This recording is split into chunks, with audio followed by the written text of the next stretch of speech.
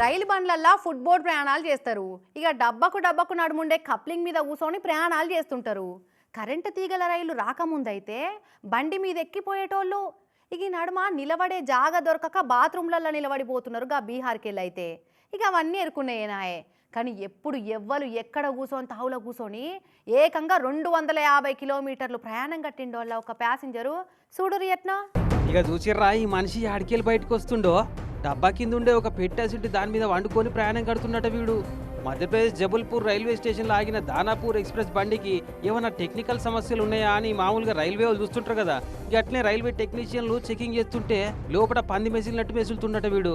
ఒరే ఎవడ్రా నువ్వు గాడేం చేస్తున్నావురా అని గట్టిగా లొల్లి పెడితే రెడ్ హ్యాండెడ్గా పట్టుబడ్డ దొంగోడు చీకటికెళ్ళి బయటకు వచ్చినట్టు మెల్లగా బయటకు వచ్చింది ఇట్లా.